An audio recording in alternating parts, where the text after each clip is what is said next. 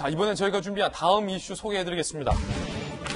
최근에 검찰 인사를 통해서 윤석열 라인 소위 대거 좌천이 됐다는 평가가 나왔습니다. 많이들 연수원으로 발령이 났는데 그 연수원에 조국의 시간 현수막이 걸렸다고 합니다. 이거 어떤 의미인지 전문가 모시고 이야기 나눠보겠습니다. 검찰의 만행, 그 진실을 밝힌다. 조국의 시간.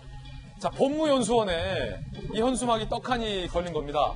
법무연수원은 아시다시피 소위 윤석열 라인이 대거 좌천돼서 간 곳들이 많이 이제 연수원입니다.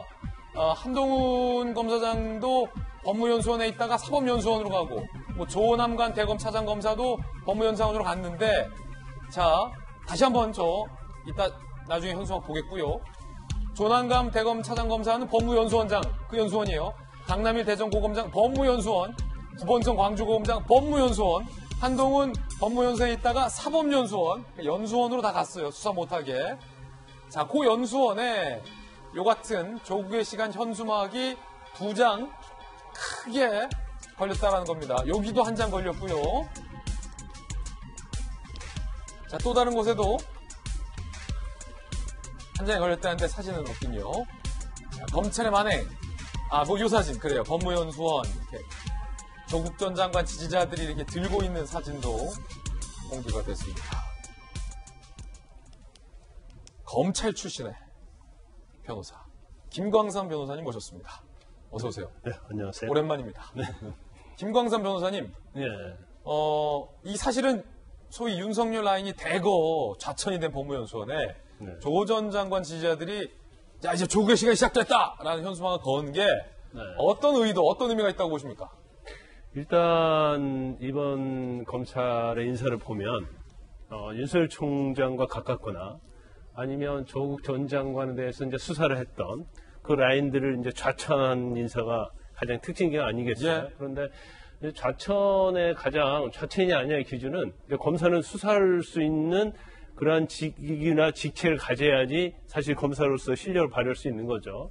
근데 법무연수원, 사법연수원 이런 곳은 수사할 수 있는 기관이 아니에요. 수사권이 없죠. 네, 특히 이제 법무연수원 같은 경우는 연구위원은 거의 아무 직책이 없어요. 그냥 연구하는 곳인데 사실은 물론 시간이 많아서 개인적으로는 좋을 수도 있겠지만 이제 검사로서 어떠한 능력을 발휘할 수 없는 그런 것이기 때문에 예전부터 사실은 저 자리를 한직이다 아니다 이렇게 기준 삼기는 어렵지만 일단 검사들이 가기 싫어하는 자리는 한직이라고 볼 수 있을 수밖에 없을 거 아니에요. 예. 그래서 일단 법무연수원에는 조남관 대검 차장검사 법무연수원장으로 가 있고 그다음에 이제는 대전고검장이랄지 광주고검장 이런 사람들이 다 법무연수원을 갔기 때문에 마치 법무연수원이 좌천된 그러니까 윤석열 총장과 특히 관련된 그러한 인사들의 집합소처럼 돼버렸어요. 네. 특히 우리가 이번에 눈여겨봤던 것이 한동훈 법무연수원 연구위원이었던데 사법연수원 부원장으로 갔잖아요. 그래서 거기에 이제 현수막을 건 게 어떤 의미라고 보세요? 어떤 의도라고 보세요? 그건 비아냥거리는 거죠. 비아냥이다? 예. 너희들이 이제까지 해왔던 거에 대해서 이렇게 좌천 인사에 대해서 굉장히 어떻게 보면 속된 말로 깨소금이다. 깨소금이다. 그러면서 본인들의 어떤 마음을 한 번 더 짓밟는 것이다. 저는 그렇게 봐요. 그래서 사실 이제 한동훈 법무연수원 연구원이 사법연수원 부원장으로 갔는데 사법연수원이 거의 사법고시 출신들이 없어요. 딱 51개 한 명 있습니다. 네. 그리고 법관연수원은 곳이거든요. 검사도 딱 저 한동훈 검사장 한 명밖에 없어요. 그러니까 본인 입장에서는 좀 약간 황당했을 것이다 이렇게 보는데 아까 그 사진 다시 한번 띄워주세요.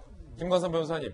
네. 법무연수원 주변에 걸린 저 현수막의 위치는 저희들이 잘 모르니까 저기가 예컨대 이번에 법무연수원으로 발령난 조남관 검사, 강남일 검사, 구본성 검사가 법무연수원 출근할 때 잘 볼 수 있는 위치입니까?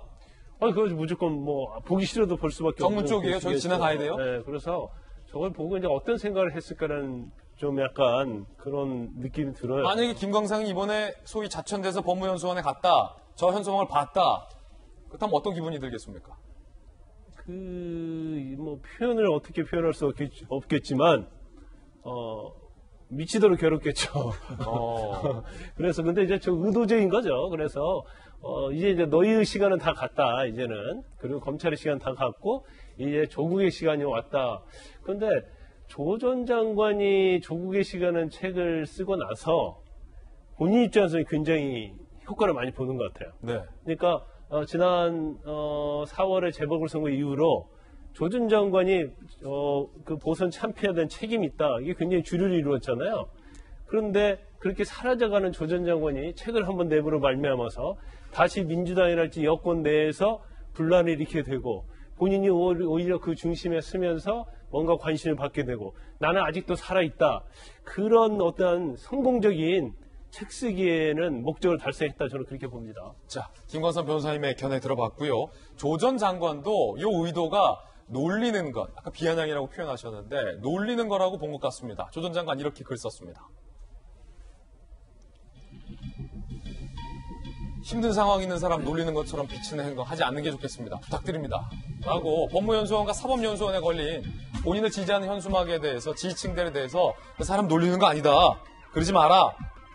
라고 자제를 부탁했는데 이재명 기자 요걸 보고도 정치권에서 해석을 좀 달리하는 분도 있더라고요. 아, 조 전 장관 점잖게 지지층에게 잘 얘기했다 라고 반기는 분도 있고 조 전 장관이 이렇게 글 써서 굳이 언급한 걸 두고 사람 두 번 놀리는 거냐 이렇게 좀 불편하게 반응 보이는 분들도 있고 이재명 기자는 까지 해석할 필요가 있을까 싶습니다. 그러니까 조국 전 장관이 지금 저 법무연수원과 사법연수원에 걸리는 프랜카드가 저기만 걸린 게 아니라 지역 곳곳에 걸리고 있나 봅니다. 그래서 조국 전 장관 SNS를 보면 뭐 대구 시민께 감사합니다 이런 것도 있습니까? 대구에도 걸려 있는 것 같습니다. 그게 그러니까 각 곳에 걸려 있는 곳곳에 걸려 있는 거에 대해서 감사 표시를 했습니다. 그러면서 굳이 딱 법무연수원, 사법연수원을 찍어서 저렇게 어떻게 보면 힘든 사람들을 놀리는 듯한 저런 행동을 삼가해달라는 건 전 뭐 진정성이 있다고 보고 늘 저희가 얘기했지만 어떻게 보면 강성 지지층들의 과도한 정치적 의사 표현에 대해서 사실 민주당 내에 제어가 많이 없다 보니까